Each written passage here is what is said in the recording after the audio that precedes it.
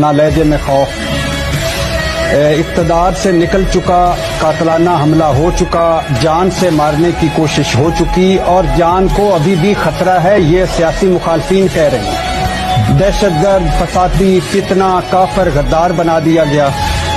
سارے سیاسی جھارے پہلوان مخالف ہیں، چاروں طرف سے اس پر حملے ہو رہے ہیں، نہ تھک رہا ہے، نہ بھاگ رہا ہے، نہ ہار ماننے کو تیار ہے، نہ بیماری کے بہانے لندن جا۔ اس کام عمران خان کے ایسے ہیں جو اب تک کسی نے نہیں کیے، بہت پازیٹیو کام ہے اس کا۔ یونائٹڈ نیشن میں جا کے اتنے مضبوط انداز سے کشمیر کا ایشو کھڑا کرنا، اسلامو فوبیا کو منظور کروا لینا یونائٹڈ نیشن میں جا کے، جہاں جا رہے اپنا شلوار قمیض پہن کے جانا، اپنے قومی لباس کو فروغ دینا، اردو کو فروغ دینے کے لیے بھی بہت سے اقدامات کیے ہیں۔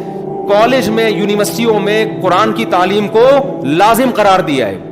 القادر یونیورسٹی ہے، میں نے ادھر ادھر سے نہیں سنا، اس سیاسی تنظیموں سے نہیں، القادر یونیورسٹی کے جو ڈین ہیں ڈاکٹر ذیشان، مفتی تقی عثمانی صاحب سے ان کا تعلق ہے، ڈاکٹر ذیشان کے حوالے کیا القادر یونیورسٹی کو کہ یہاں اسلامی ماحول ہونا چاہیے۔ میں سمپل بات کر رہا ہوں، جس نے بھی قرآن پڑھی ہوئی ہے اس میں یہ چیز تو واضح ہے نا کہ محمد مصطفیٰ نبی صلی اللہ علیہ وسلم اللہ کے آخری پیغمبر ہے، واضح ہی ہے، تو اس کے اوپر تو ڈبیٹ ہی نہیں ہے۔ ہم ایسے کہ کبھی کسی کے اوپر انگلی اٹھاتے ہیں۔ اچھا، one is the Holy Quran and then the other is the personality of the Prophet, peace be upon him. When either the Quran or our Prophet, peace be upon him, they are ridiculed, the Muslim leadership has failed to convey to the Western countries that it pains and hurts us.